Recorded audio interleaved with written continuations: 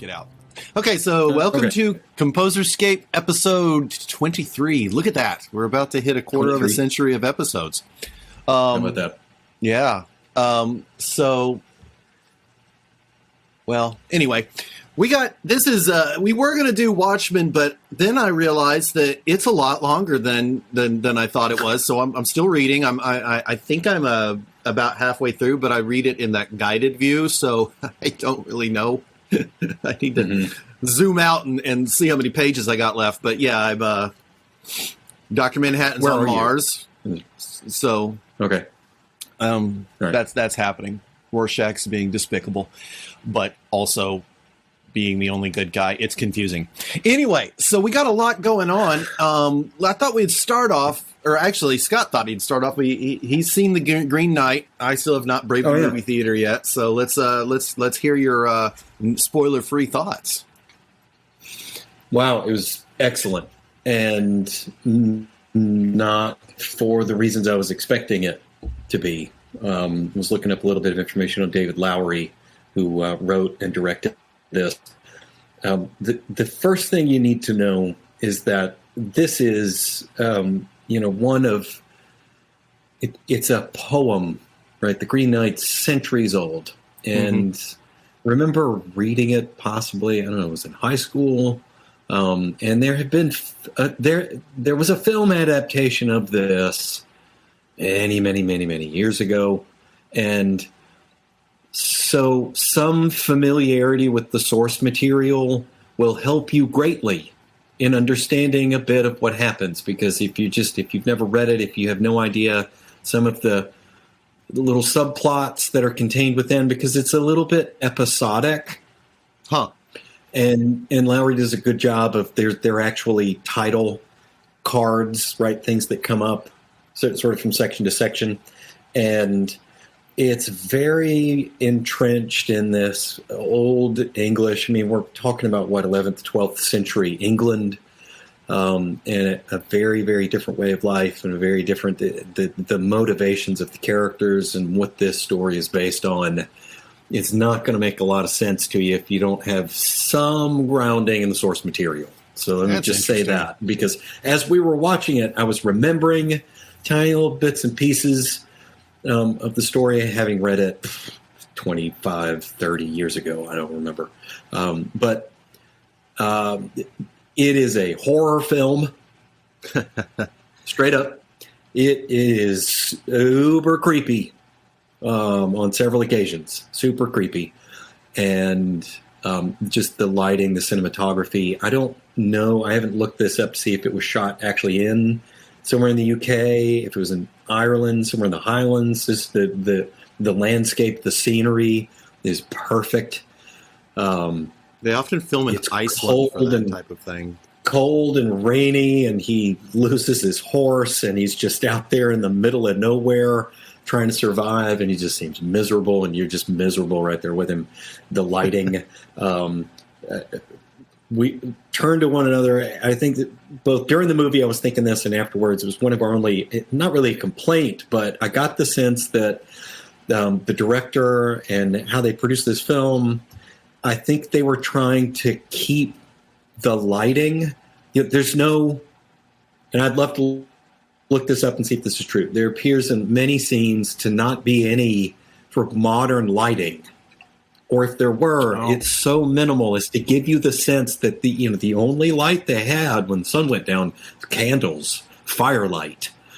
And there's some scenes where it's very dark, and you've either got a little bit of moonlight or just candles, and it's creepy, very, very creepy. But it's a little hard to see. You're like, that's how they lit Amadeus. The entire movie Amadeus, they used. It's all using lights that existed in the day. Now, that's also why there were so many candles, way more than there would be in someone's house. But yeah. So it's a mind trip. It's very much a psychological thriller, and there's some witchcraft involved, some sort of curses, these kind of things where clearly some sort of nefarious black magic or something is messing with him the whole time, and you're not quite sure, is this real? Is this happening? Was he hallucinating? Is this right? Very surreal. visually very. I don't remember the last time I saw a film like that. I'm not sure what it reminded me of. It's excellent. It is not an action film. Mm-hmm. You don't expect to see a whole lot of swords and sorcery and epic battles and things like that. Read the source material, or at least the synopsis of it. Go in with an open mind. Prepare to be creeped out. It's a creative film. I thought it was good. Awesome. Yeah. All right. Well, I'm going to check that out at some point when I feel like going and sitting in a theater by myself and being creeped out, because I know my wife won't be interested in that one. So, speaking of creepy, but not really, lots of stuff happened since our last episode. That happens every time we take a week off. The film world explodes. News. Yeah. So I thought we would start fun with this trailer for Ghostbusters has dropped. Who are you going to call? Yeah. And this is directed by... I question whether this is going to work, but anyway, you can see it, right? All right. So this is directed by the son of, I'm going to get Ivan Reitman. Jason Reitman. Mm-hmm. And I hear a lot of the original cast is going to be in it, but let's watch this trailer real quick, and then we'll talk just a second about this, because this is really interesting and along the line of the nostalgia films that have been going on for a while. Let's see how I feel like I'm going to see any movie that Paul Rudd is in at this point. I've enjoyed so many of his films. It's always nice to see someone who's immortal. Mm-hmm. Yeah, and this kid, Finn Wolfhard. Yeah, from pretty epic hair. Yeah, he is from Stranger Things, right? Yep. You're a great mom. I don't know. I'm fine with Trevor, but with Phoebe, she really keeps me on the outside. That's normal. She's an awkward, nerdy kid. Gotta have nerds and Ghostbusters. Maybe a new home could be an opportunity to start fresh. I just wish she'd get into some trouble. There's still time.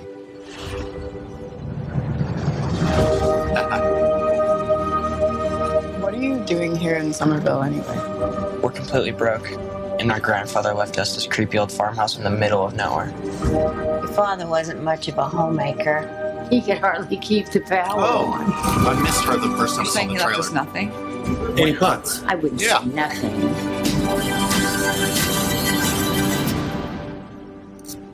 You went with the station wagon? It's the only one that had an engine.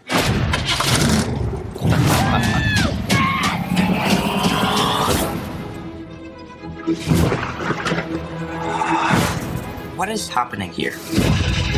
Somehow, a town with no fault lines is shaking on a daily basis.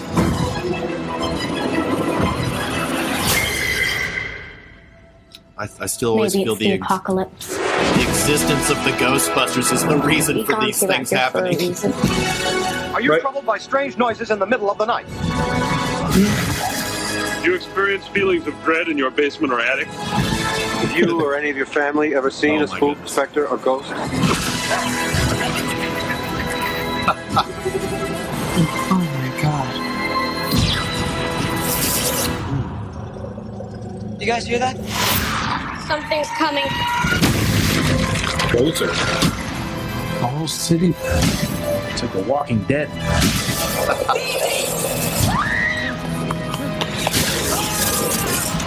That's the thing from Ghostbusters 1, wasn't it?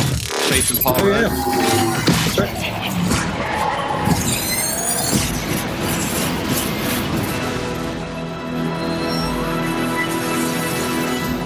Ghostbusters. We're ready to believe you. That's great. We're closed. Ha ha ha. Nice. Gee, who was that? Oh, look, an ad for PS5. So, All right. I think I'm on board. The first trailer, it was like, but then that one, yeah, that showed you, kind of what you're more. into. Mm-hmm. Yeah. I think they're playing it smart. I don't think they're showing us anything, though. Well, good trailers just tease. Mm-hmm. Bad trailers give away all the good jokes and going to show you the best parts of the movie. Mm-hmm. That's when my spidey sense goes off. in a trailer, I get the sense that they're showing me the best parts of the movie right here in the trailer, just to get me to show up. Wait for. Yeah, that's actually we'll talk about it later, but that's the reason James Gunn with the Suicide Squad. He said there's only like 2 trailers for the movie, and they really don't show much. He said I couldn't show anything else without spoiling the movie because apparently it's a wall to wall. So the cast looks good. There's some new people, some old people. Mm-hmm. It looks like it's going to be fun. I didn't even catch when that's coming out, but yeah, I think that might be interesting. So what's next on your news list? Oh, next we we'll dive into a few little things. Right after a brief clicking of this button. We'll be right back in a second. Now for the turds of the week. The turds! Awesome. You know that as you're saying that, there's probably a giant comic book style credit that just popped up that says turds of the week. Nice. Let's start with this one. We got one serious one and 2 stupid ones. Because we love the stupid news. The stupid news is our favorite, and boy, does Warner Brothers provide us some stupid news the past couple weeks. But let's start with Disney and Marvel. So Black Widow released with that simultaneous thing after, a year and a half of saying they wouldn't. And Scarlett Johansson was like, well, that wasn't in my contract, and she's now suing them. Yeah. She's suing them because... has to do with the... Yeah. Go ahead. But, she has been with it. I think only Robert Downey Jr. and Jon Favreau have been, and Feige have been in this longer. She's been in it since Iron Man 2. She had the same deal where with her solo movie that they kept putting off doing, they should have done it long before Infinity War. They should have done this when it happened in the timeline, like after Civil War. But they all had this contract deal because these movies make so much money that they just get a cut. Well, the first weekend, Black Widow did great, and the second weekend it tanked because people could just, if they wanted to watch it again, they could just watch it at home. So as such, she's now suing them because she claims that it was a breach of contract. So I don't know. It's kind of opened Pandora's box because now I've heard Emma Stone is going to do the same. Might do the same thing with Cruella, which I heard that was really good. I need to watch that. And I've heard Blake Lively is thinking of doing it for the movie that hadn't even come out yet. Or did Jungle Cruise come out? Or is it not out yet? I don't know. It looks silly. No, it's out. Yeah, it came out this week. Okay, yeah, she might be. And then I heard that I read that Gerard Butler is suing someone, whatever company made Olympus Fallen or whatever, for like the same thing. So lots of actors are like suing people. Yeah, movie studios are, even the ones that produce the greatness are not. It seems like there's about to be a war between the artists and the suits. Well, there's tons of precedent for that. I mean, you only have to look as far as the music industry to find disputes like that go further. But obviously Hollywood's been making movies for 100 years. Yeah, maybe they'll stop making them by committee now. For that, but I think it's the digital revolution, right? And it's possible that I'll stand by my analogy there. It's possible that the film and television industry is finally catching up to the music industry. Yep. Because file sizes have no longer even 4K, right? Just instantaneous digital transfer of films and things have now become so commonplace that, rewind back to 2004, 5, 6, right, when the music industry really began its kind of descent and crash away from broadcast terrestrial radio to the internet. Everything moved online and people began to trade in intellectual property, copywritten material, sort of black market style. And, it's interesting because I think the film and TV industry was a little preemptive in that respect with platforms like Netflix going online, going to all streaming, and Amazon Prime and Apple TV, and the list goes on and on, Hulu, right? Rather than wait for the internet to sort of do it for them. Mm-hmm. They were a little more preemptive in that sense, but now you've got a situation where theaters' ticket sales are hamstrung because of, the current environment, and Disney, I guess, just got tired of sitting on the film. Yep.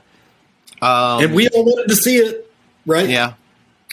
And they've lost, Disney's just getting sued because I think she was probably done with that role anyway. But then on the Warner Brothers side, they may be losing creatives. Wonder Woman 1984 was out all of 3 or 4 days before Patty Jenkins said, "Oh, now I'm doing Rogue Squadron Star Wars movie." In other words, she just pretty much, did she just jump ship? She's supposedly still doing Wonder Woman 3. Yeah. And now Christopher Nolan, Netflix has been wooing him. Netflix already has Zack Snyder on a first look deal, exclusive deal now. Right. Oh, I was going to throw this in there in case it shows up in the comments section. I'll just throw this in there preemptively. Clark Gregg, who's the actor that plays Coulson, was in Iron Man 1. You were talking about people who have been with the MCU longer. So Clark Gregg's Coulson and Paul Bettany. Oh, right. Jarvis. That's right. Sorry, I ran my D&D game last night, so if I sink into a very bad British accent, that is why. So that's the serious news. Now let's move to Warner Brothers, where the news is less serious, kind of. Let's start with the ridiculous. I have stopped watching The Flash halfway through the last season. There was that whole mirror. I thought they were going to introduce the Mirror Man or whatever he was called, and they didn't. Yeah, Mirror Master. Yeah, I don't think they did because I gave up on it, and it's kind of become it's not even the Flash; it's like the Flash family. You made it a lot further than I did with that show. Yeah, well, I think my decision was right because I was surfing Twitter the other day and I saw this gloriousness. This apparently happened. This was the big final battle between him and Godspeed, and apparently the Reverse Flash is helping him. And somehow they've turned their Speed Force lightning into lightsabers. What the actual hell is going on? At a glance, you feel like you're watching an outtake from The Phantom Menace. Not gonna lie. Yeah, I think someone actually put the Duel of the Fates music in on this. Was it played for laughs? Because if this happened on Legends of Tomorrow, I would be, that's hilarious. But the Flash wasn't supposed to be like that. The Flash was, right. Yeah. So I have a feeling that when this Flash movie comes out, which I've been seeing shots of the Batfleck Bat Cycle all week. I don't know. You got to get on Twitter, and they've been filming this one car chase all week in England. So yeah, the Flash has jumped the shark. I guess the last great moment in that show for me was the Crisis on Infinite Earths when he met Ezra Miller. I have a feeling that. I've heard a rumor Grant Gustin may be in the Flash movie, but that's a very rumory rumor. Because this Flash movie is going to be introducing the multiverse to the movie universe, so that'll be interesting. Right. So that's our first bit of stupid WB news. Yeah. Then the other one is Turds of the Week. Yes.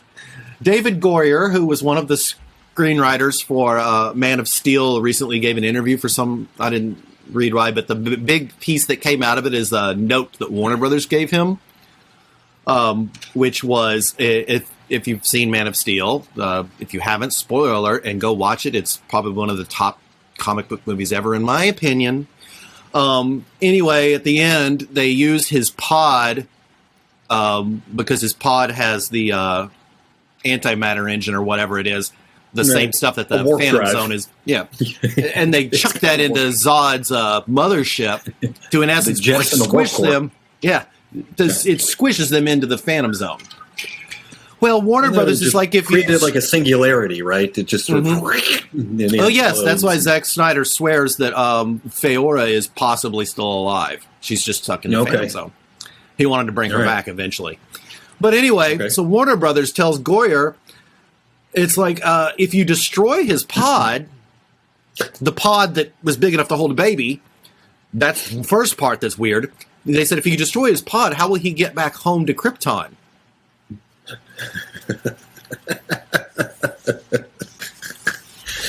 At which point they then had to explain to these old suits that Krypton is not a thing anymore. So, Warner Brothers, how did they ever manage to make these movies? I don't know, because they make such great, and they're supposed to be the director's studio. We'll get back to that later, because that's apparently so. Then, speaking of them, there was actually one more thing, and this one's actually it's not related to the studio itself, except tangentially. Wow, that's a hard word to say. So David Ayer. For some reason, a lot of what we refer to as check marks on Twitter, who do movie reviews, just can't make a review of this new Suicide Squad movie, the James Gunn Suicide Squad movie, without bashing David Ayer. This person here, this Tim Grierson, said, many times while watching the new movie, I thought, yeah, David Ayer should just abandon the idea of that director's cut. Why even mention it, first off? So, well, that pissed off David Ayer. He finally had enough. And he wrote this long letter. I'm not going to read, but some points that he talks about how he grew up. He grew up in a very, in the hood in L.A. He was involved with gangs and all of this. And then he got in the Navy, and the Navy kind of pulled him out of that thing. And all of those experiences inspired Training Day, which a good friend of ours just loved that movie. Denzel Washington and Ethan Hawke, and it's very like dark, gritty. It's not a happy movie, you know. But it's all based on his experiences. It's like he knew people like that, and when he was doing Suicide Squad, that's what he said in this letter. He's like, and finally, he's like, he doesn't know how to quit. He's not going to quit. And he said the theatrical release of Suicide Squad is not at all his movie. His movie, he said, and furthermore, his movie it's not like the Snyder Cut. It doesn't need $70 million worth of special effects done. It's done. It's completed. It was edited by one of Nolan's main editors. It's all ready to go with a full music score and no songs. And that it's more Training Day and less bad Guardians of the Galaxy. Okay. I want to see it. I'm intrigued. Yeah, right. I want to see the Ayer cut, and they have nothing to lose except their stupid old white guy egos, because that's what it is. Warner Brothers suits. They just look at a picture of them and Sarnoff. It's old white guys. And they're merely doing this for if they drop this movie, one, it would increase interest in James Gunn's movie. And by the way, notice the first reply, or the biggest reply, was James Gunn, who also thanks David Ayer in the credits. And we talked about this a bit last week, that James Gunn thanked David Ayer because the shit David Ayer went through, James Gunn was able to get absolute freedom. So, I want to see this. And that immediately released the Ayer cut, started trending, and did for like 2 days. So that's good. So that was our shit show news. And we're going to finish up with, after a brief intermission, finish up with 2 more things. We are going to talk about this Dune trailer 2, which I wanted to save for the end, because this is just mind-blowingly good. So we're going to watch that and talk about that for a bit. And then one more little thing is before we sign off. So we'll be right back.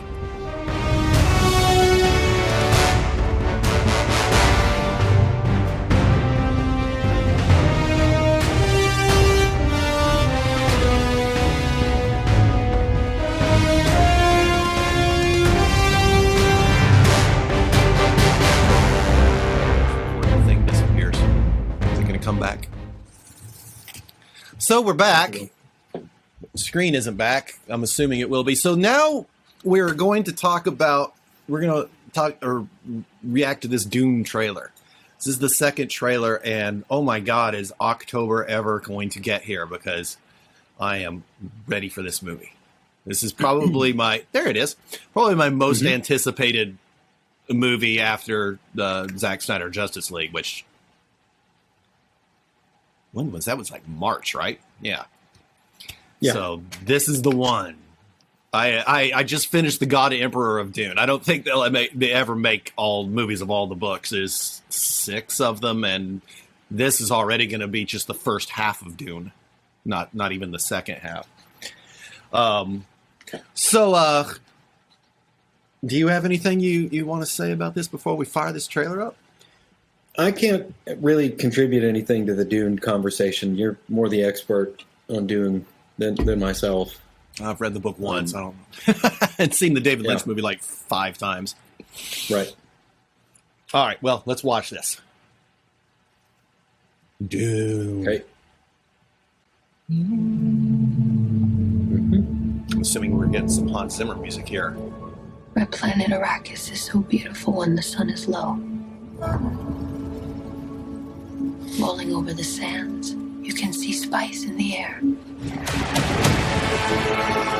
The outsiders ravage our lands in front of our eyes.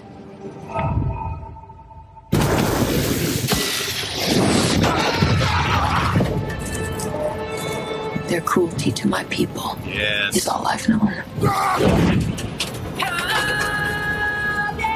What's to become of our world?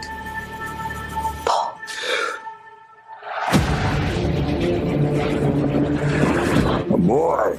Hey, Duncan, can I trust you with something? Yes, always. You know that. I've been having dreams about a girl on Arrakis. I don't know what it means.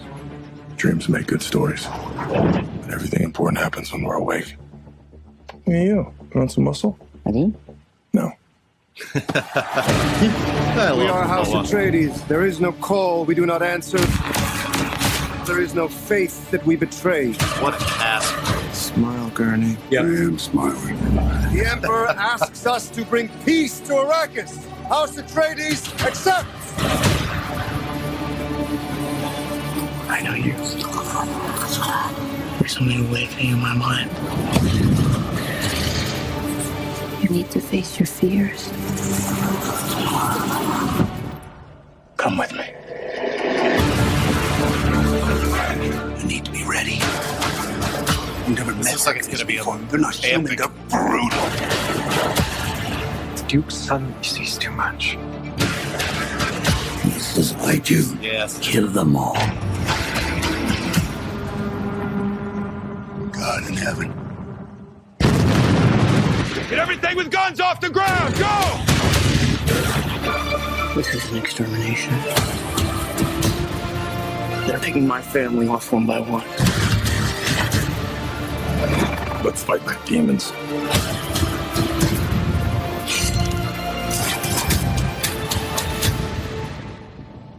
Dad, what if I'm not the future of House Atreides? A great man doesn't seek to lead. He's called to it. But if your answer is no, you'll still be the only thing I ever needed you to be. My son. If anything happens, will you protect Paul? With my life.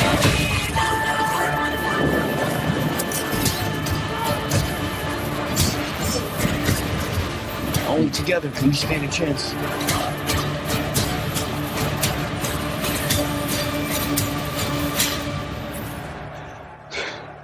They made the blue eyes really subtle.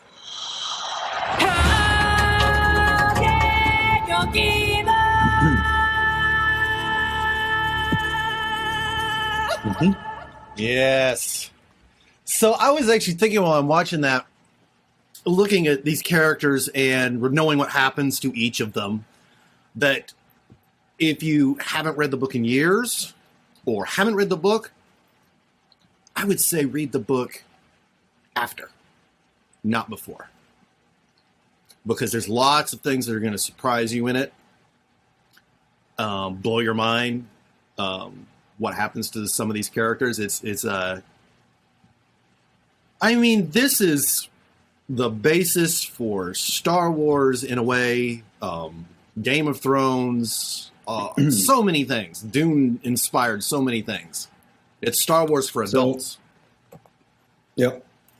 Interesting you mentioned that. I can't remember if we talked about this at all on a previous episode, but another similar-ish, David Goyer, based on the Isaac Asimov classic Foundation, right? Apple Plus is producing this show, which was also, at least the book, right, was an inspiration for George Lucas and Star Wars. In a similar sort of space opera. The genre, I think, is sometimes referred to space opera. I think that term actually started with Star Wars because, for one thing, Star Wars had music almost the entire movie. Like there were like hardly any scenes without music, so it was very much like an opera. And it was also very operatic story, heroes and villains and such. Of course.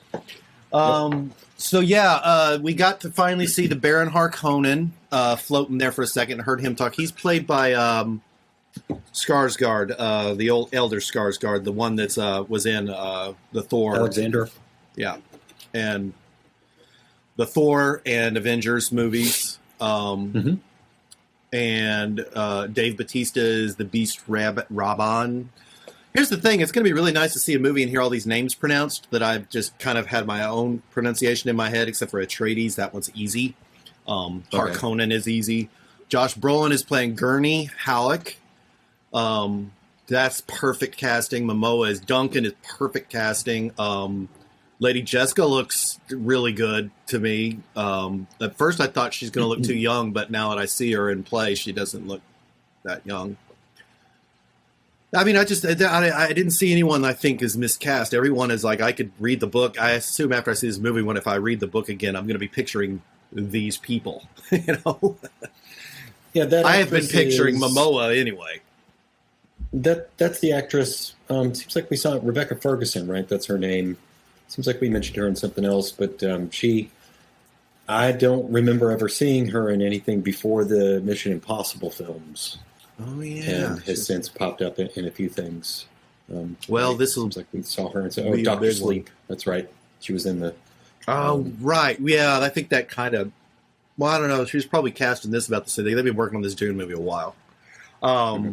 Yeah, she's going to be a big deal in this movie. Lady Jessica and Paul will probably eat up most of the screen time. That's all I can say about that.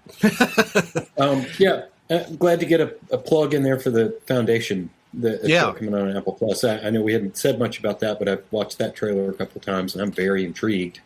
I'm not sure what the release date is on that, but that also looks good. Trailer in the next episode. We should talk about that. Oh, I forgot about that thing. I actually, to plan this episode, I went back through our text history to see what we'd been talking about the last 2 weeks. So that's Dune. And now, to wrap this up, I figure we could... I have one more thing, and I don't know if you have other stuff. So, other than Dune, my other anticipated movie for this year, apparently Spider-Man's coming out this year still, around Christmas time. No trailers yet. Whatever. But The Suicide Squad is out this coming weekend. Next week. And And I'm watching it one way or another, whether I'm watching it at home or on the big screen. Probably at home since my wife's not interested in it, but I'm going to watch that as soon as it comes out. And the people have been saying this is his best movie. They're released. I always wonder that. I mean, is that from critic preview, like the early screenings that they do with critics? How can the movie already have 96% on Rotten Tomatoes? Because the critics get to see it. The critics saw it a couple of weeks ago, and then the review embargo was lifted last 3 or 4 days ago, and everyone has their reviews pre-written and turn them in. I got to see Justice League on the screener when everyone else did. Oh yeah, that's right. Yep. It plays this like code over the top, and it's like, if you leak this, we'll know watermark. who did it. Yeah. We'll know it was you, and they can sue you for God, you don't know it. Yet somehow, leaks still happened. But people are that. Actually, it's back down to 96%. It hit 97 for a while, which means that it matched the highest rated comic book movie of all time, Spider-Man Into the Multiverse. So, I don't know. This is a rated R movie, so no, it's probably not going to, make $1 billion, especially with everything going on. But this looks like this is going to be huge. Like for the DC movie universe. I'm sure we'll have some things to say about it. And we've got Marvel's What If coming in a couple of weeks. Yes, that's perfect. Suicide Squad and then What If very much kicks looking forward off. to that. Mm-hmm. And God help us, we will talk about, we're going to do our Watchmen episode at some point where we do sort of a book review versus the Zack Snyder film. Well, that was going to be 2 episodes. We're going to do the. Okay. Or did you want to do it just all as one? It's going to be a long episode. Yeah, it will. We'll see. We'll break it up. So that's going to be. It's going to be hard to talk about the book without saying, "Ooh, that scene in the movie." So maybe we'll figure it out. But that's all for us this week, I think. And we will be back next week with. We'll talk about the Suicide Squad and, whatever random shit happens in Hollywood this week. Maybe some Mandalorian news. How about some more Mandalorian news? Did you see the poster they released? It shows Luke Skywalker with Grogu, and and Grogu is hovering bits of a lightsaber, and Luke has a yellow kyber crystal. Ooh. Yeah, you should look that up. As a matter of fact, if I found it, we're seeing it right now in the editing process. But yes, you could go, ooh, ah. But anyway, that's all for us this week. Like and subscribe if you've made it this far in the episode. Thank you. And have a good one. Toodaloo, Scooby-Doo. Yes.